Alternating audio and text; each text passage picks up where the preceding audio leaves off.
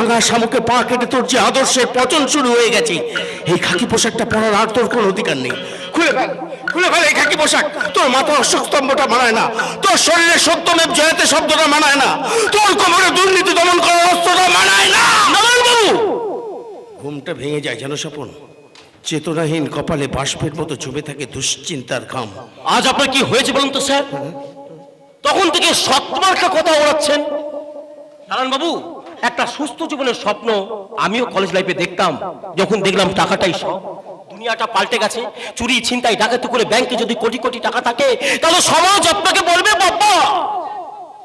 আর যে মানুষটা সারা জীবন প্রাইমারি স্কুলে মাস্টারি করে গেল, মাসের শেষে 15 টাকা পেনশন শুনে এই স্ত্রী সমাজটা বলবে দূর বাবা। যা বলেছো ভাই, এরই কারণে তো আমি আমার ন্যায় নীতি কর্তব্যগুলো না সব কোল্ড স্টোরেজে। কলিযুগে ওগুলোকে আর বার করতে যাবেন না, তাহলে বিপদে পড়বেন। আমাকে দেখে চমকে উঠবেন না, আমিও আপনাদের মতন স্যারের কথা অনুযায়ী কাজ করছি। সে নয় বুঝলাম, কিন্তু প্রকাশ্য দিবালোকে বিলাসবাবু আমাদের টেলিফোন করে এখানে ডাকলেন, উনি যে এখানে কি করবেন সেটাই তো বুঝতে পারছি। আমার কাজটা খুব সিম্পল, ফোন করে পুলকে এখানে ডেকে আনা। এটাও বুঝলাম, কিন্তু এখানে হবেটা কি? খেলা হবে, খেলা। ভালো হবে। হ্যাঁ, খেলা, সতের সাথে অসতের খেলা। আসলে কি জানেন নারায়ণবাবু, এই এতগুলো বছরে ভগবানপুর গ্রামে আমি নানান অন্যায় কাজ করে গেছি। মানুষকে মানুষ বলে ভাবিনি, মানবিকতাকে পাত্তা দিইনি। আমার লোভ লালসার আগুনে গোটা গ্রামকে জ্বালিয়ে পুড়িয়ে ছারখার করে দিয়েছি। এসব আপনি কি বলছেন বিলাসবাবু? ঠিকই বলছি নারায়ণবাবু, ঠিকই বলছি। তাই তো আজ আমার বড্ড অনুশোচনা হচ্ছে। নাটক বন্ধ করো বিলাসদা। রান্নাঘরে আর যাবো না, বিড়াল বলে দুধ খাবো না। নাটক নয় ফুলকি, নাটক নয়, সত্যি বলছি। সারা জীবন ধরে দুধ খেতে খেতে এই বিড়ালের পেটেও যে চড়া পড়ে গেছে, আর তাই সমস্ত পাপের প্রায়শ্চিত্ত করব বলে সবাইকে এই হাট খোলায় ডেকে পাঠিয়েছি আমি। শোনো, তোমরা কেউ কোথাও যাবে না, কেউ ভয় পাবে না, কেউ মুখ লুকিয়ে নেবে না। আজ তোমাদের এই অত্যাচারী বিলাস বর্মন নিজের সমস্ত পাপের প্রায়শ্চিত্ত করবে। তোমাকে কিন্তু আমি এখনো অব্দি বিশ্বাস করতে পারছি না বিলাসদা। জানি, আর এও জানতাম। আমি তোমাকে এখানে ফোন করে ডাকলে তুমি কখনোই আসতে না। তাই তো অপরাজিতাকে দিয়ে তোমায় ফোন করিয়েছিলাম। Yes sir. ফুলকে আমি তোমাকে বলেছিলাম না তুমি এখানে এসো, তোমার কোনো অসম্মান হবে না। কি এখন খুশি তো? বিলাসদা আমার দাদার মতন, আমিও চাই আর 5 জন মানুষের মতন বিলাসদাও তার সুস্থ জীবনে ফিরে আসুক। দাদা যদি নিজের ভুল বুঝতে পেরে অন্যায় স্বীকার করে নেয়, তাহলে বোন তো খুশি হবে। হ্যাঁ বিলাসদা, তুমি যদি সত্যি সত্যি সারেন্ডার করো, আমি কথা দিচ্ছি প্রয়োজনে আমি নিজে এসপি সাহেবের কাছে দৌড়াদৌড়ি করে তোমার শাস্তি কম করার চেষ্টা করবো। সব কিছু করতে হবে না, সব কিছু করতে হবে না। যদি পারিস তো রাখি পূর্ণিমার ভাইফোঁটা দিন তোর দাদাকে জেলে দেখতে আসিস, আর এসে একটা করে ফোঁটা দিয়ে দিস। বিলাসদা, স্বপন, তোকেও আমার সঙ্গে সারেন্ডার করতে হবে। আমি সারেন্ডার করবো কেন বিলাসদা? আমি তো যা কিছু করেছি সব আপনার কথাই করেছি। জানি, আজও আমার কথাই শুনবি। নারায়ণবাবু হ্যান্ডকাফ পড়ান।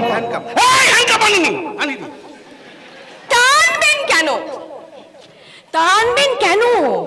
আজকালকার দিনে আপনাদের মতন অসাধু পুলিশ অফিসাররা আসামিদের বাড়িতে হ্যান্ডকাফ নিয়ে যায় না, এই খালি পকেট আর ফাঁকা মানি ব্যাগ নিয়ে যায়। ঠিক বলেছিস ফুলকি, ঠিক বলেছিস।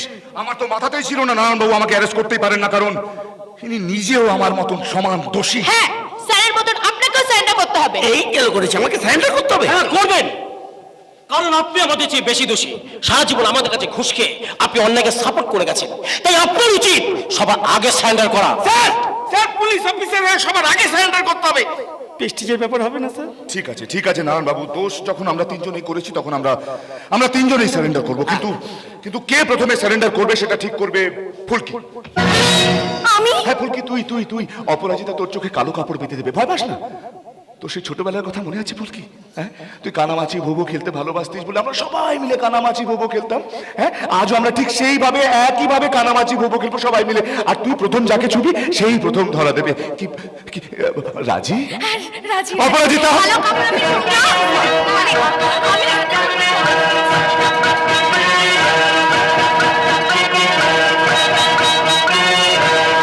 শুরু করি ফুলকি। কানামাছি ভোবো যাকে পাবি তাকে ছো, কানামাছি ভোবো যাকে পাবি তাকে ছো, কানামাছি ভোবো যাকে পাবি তাকে। প্রথমে আমাকে ধরলি? প্রথমেই যখন তোমাকে ধরে ফেলেছি বিলাসদা, তখন তুমি প্রথমে ধরা দাও। ধরা তো আমি কবেই দিয়ে দিয়েছি। এবার তুমি আমাকে ধরতে দাও। খুব ভালো সালোয়ার কামিজ। এবার তুমি বলো তুমি কি করবে? এটা তুমি নিজের হাতেই খুলবে না আমি জোর করে খুলে নেব?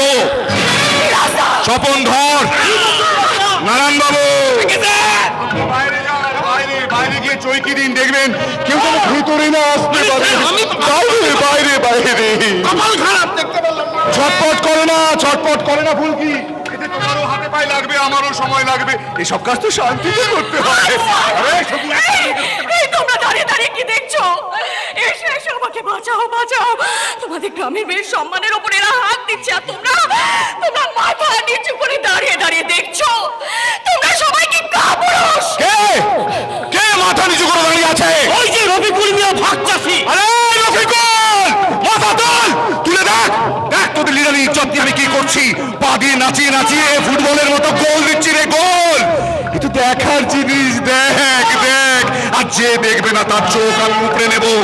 স্বপনা দেরি করিস না, শুইয়ে দে, খেলা হবে খেলা।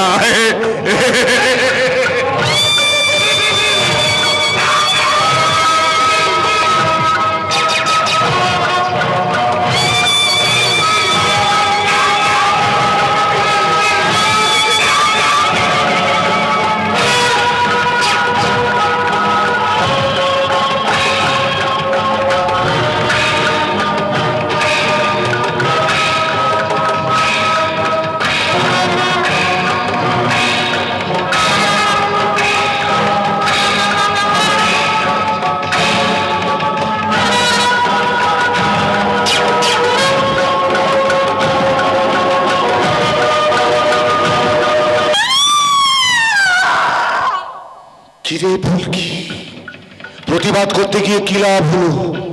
তুই ঘরের ভেতর চর মেরে আমার অসম্মান করেছিলিস, আর আমি হাত খোলা সবার সামনে তোকে। কাল থেকে গ্রামের বাচ্চা ছেলে মেয়েগুলো তোর শরীরের পাবলিসিটি করে তোর পেছনে সিটি দেবে, সিটি। আর তুই লজ্জায় ঘৃণায় গ্রাম ছেড়েই চলে যাবি। আমিও ছেলি।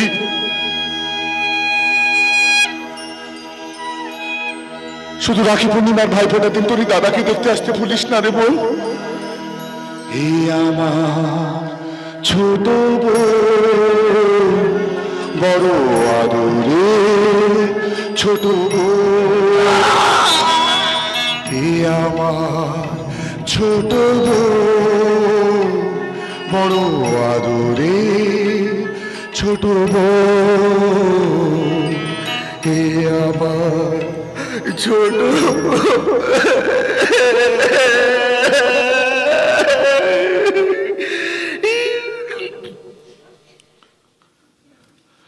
আমার মায়ের পায়ের জবা হয়ে ওঠে না ফুটে মন।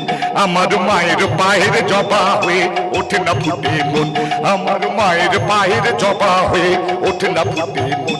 আমার মায়ের পায়ের জবা হয়ে ওঠে না ফুটে মন। আমার মায়ের পায়ের নরম তুলতুলে। দেখো দেখো বিনয় বাদল দিনেশ, দেখো ক্ষুদিরাম, দেখো মাস্টারদা সূর্য সেন। আরে দেখো না, দেখো দেখো দেখো। কি চিনতে পারছো না? চিনতে পারছো না তোমাদের নগ্ন ধরিত্রীকে? কিন্তু আমি পেরেছি। তাই তো নগ্ন ধরিত্রী শরীরে জড়িয়ে দিলাম এই স্বাধীনতা।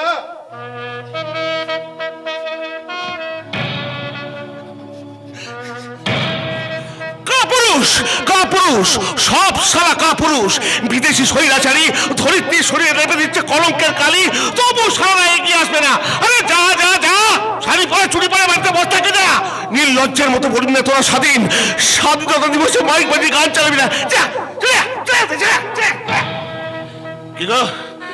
কি গো ধরিত্রী, তুমি চুপ করে আছো কেন? আরে ওঠো না। আরে কি হলো? ওঠো, আরে ওঠো, আরে ওঠো। তোরা শব্দ ওঠাও, হাতিয়ার শুরু করো নতুন করে স্বাধীনতার যুদ্ধ।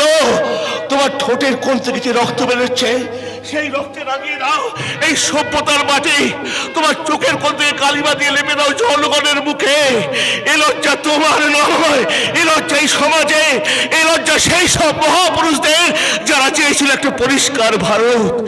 হে বিশ্বকবি রবীন্দ্রনাথ ঠাকুর, তুমি সেদিনকার ভারত নিয়ে লিখেছিলে, মার অভিষেকে এসো এসো তরা, মঙ্গল ঘট হয় নিচে ভরা, সবার পরশে পবিত্র করা তীর্থ নীরে এই ভারতের মহামানবের সাগর তীরে।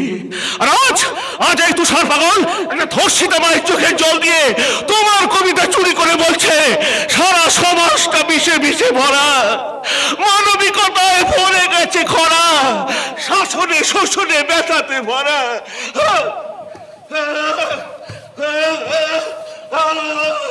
হায় রে,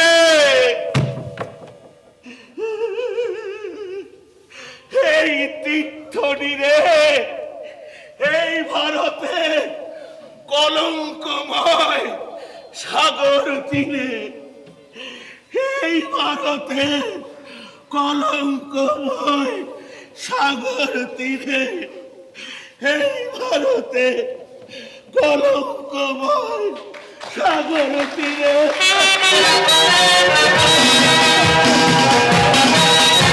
একটা অপরাধ বোধ আমাকে কুড়ে কুড়ে খাচ্ছে।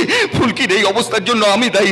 আমি যদি শহরে না যেতাম তাহলে হয়তো এই দিনটা আমার জীবনে আসতো না। ফুলকির সামনে এখন আমি কোন মুখ নিয়ে দাঁড়াবো বলতে পারো? দাঁড়াতে হবে সজল, হাত বাড়িয়ে দিতে হবে ফুলকির দিকে। কিন্তু আমার সমস্ত স্বপ্ন যে ধূলিসাৎ হয়ে গেল মৌসুমী। আমি এমনই একজন হতভাগ্য দাদা যে তীরে এসে তরি ঘাটে ফেরাতে পারলাম না ছোট্ট বোনটাকে সম্প্রদান করতে। সেদিন বারণ করেছিলাম সজল, সেদিন যদি আমার কথা শুনতে তাহলে আজ এইভাবে কাঁদতে হতো না। একটা কথা মনে রেখো সজল, এরোপ্লেনে চড়ে কেউ ঘাসের মর্ম বোঝে না। ঘাসের মর্ম সেই বোঝে যে সকাল বেলায় খালি পায়ে ঘাসের ওপর দিয়ে হেঁটেছে। তুমি তো এরোপ্লেনে চড়ে ঘাসকে বোঝার চেষ্টা করেছিলে। মনে রেখো, ঘাসও সবুজ, আবার বিচুটি পাতাও সবুজ। তাই সব সবুজ যেমন ঘাস হয় না, তেমনি মানুষের মতো দেখতে হলেও সব মানুষ মানুষ হয় না। ঠিক বলেছো বৌদি, আমরা প্রত্যেকেই বিলাসকে চিন্তা ভুল করেছি। কিন্তু আমি ভুল করিনি, আর তাই তো খবরটা শোনার পর নিজেকে ধরে রাখতে পারিনি। আমি ছুটে গেছি থানায়, স্বামীর বিরুদ্ধে এফআইআরটা আমি করে এসেছি। এটা লাভ কি বৌদি? ওই শয়তানটা টাকা ছিটিয়ে থানাকে কিনে রেখেছে। এ ব্যাপারে বড়বাবু কোনো স্টেপই নেবে না। জানি, কিন্তু আইন তার আইনের পথে চলবে। তাই লোকাল থানাতে ডায়েরি করাটা খুব প্রয়োজন। এরপরও যদি নারায়ণবাবু কোনো স্টেপ না নেয় তাহলে আমাদের এসপি সাহেবের কাছে যেতে হবে। কিন্তু বৌদি, যার বিরুদ্ধে তুমি প্রতিবাদের ঝড় তুলতে চাইছো সে কিন্তু তোমার স্বামী। স্ত্রী হয়ে পারবে তো নিজের স্বামীকে কাজ করায় দাঁড় করাতে? শাখা সুদূরের দায়িত্ব পালন করতে থেমে যাবে না তো তোমার প্রতিবাদ? নিজের সন্তানের মা হতে না পারলেও ওই ফুলকি আমার মেয়ের মতন, তোরা সবাই আমার সন্তানের মতন। তাই বিলাস বর্মণে স্ত্রী প্রতিবাদ করা ছেড়ে দিলেও তোদের মা কোনোদিন প্রতিবাদ করা ছাড়বে না। কারণ স্ত্রী বাড়িয়ে দেয় মায়া, আর মা ছড়িয়ে দেয় ছায়া। একজন স্ত্রীর কাছে যা কর্তব্য, মায়ের কাছে তা দায়িত্ব। শাখা সিঁদুরের কর্তব্যের চেয়ে মায়ের দুধের দায়িত্ব যে অনেক বেশি। শোন সজল, শোন মৌসুমী, এখন থেকে তোদের দায়িত্ব এই ভগবানপুরের যুব সম্প্রদায়কে জাগানো। ওরা অসহায়তার আফিম খেয়ে ঝিমোচ্ছে, ওদের মেরুদণ্ডগুলো বেঁকে যাচ্ছে। কিন্তু আর সময় নেই। এই গ্রামের ভালো করতে গিয়ে এই ফুলকি তার সম্মান হারিয়েছে। তাই ফুলকির সম্মান এই গ্রামের মানুষদেরই ফিরিয়ে দিতে হবে। কিন্তু বৌদি, আমরা জাগাতে চাইলে এরা জাগবে না। কারণ এই ভগবানপুরের প্রত্যেকটা মানুষ আজ বেরোয়া হয়ে গেছে। বেরোয়া না হলে হাত খোলা এত লোকের মাঝেও একটা লোককে প্রতিবাদ করতে গেল না, কেউ না। ভালো মন্দের পার্থক্যটা ওরা বুঝতে পারছে না বলেই এখনো ভয়ে মুখ বুজে আছে। যেদিন তা পারবে সেদিনই বেজে উঠবে যুদ্ধের দামামা। বেশ, কাল সকাল থেকে আমি গায়ের প্রত্যেকটা ঘরে যাব, হাত জোর করে বলবো, এবার জাগো, জাগার সময় এসেছে। না হলে আমার মতো তোমাদেরও সকলকে কাঁদতে হবে, কাঁদতে। শান্ত হও সজল, শান্ত হও, মোছো চোখের জল। শোনো, কাল থেকেই ওই বিলাস বর্মণের অট্টালিকা ধ্বংস করার জাল বোনা শুরু করতে হবে। আর এই যুদ্ধে আমাদের নেতৃত্ব দেবে ফুলকি। তাই সবার আগে ফুলকিকে জাগা জাগাতে হবে, ওর বুকের মধ্যে জ্বলা আগুনটাকে উস্কে দিতে হবে, আর ওকে যুদ্ধের পোশাক পরিয়ে বিজয় রথে তুলে দিয়ে কপালে পরিয়ে দিতে হবে বিজয় তিলক।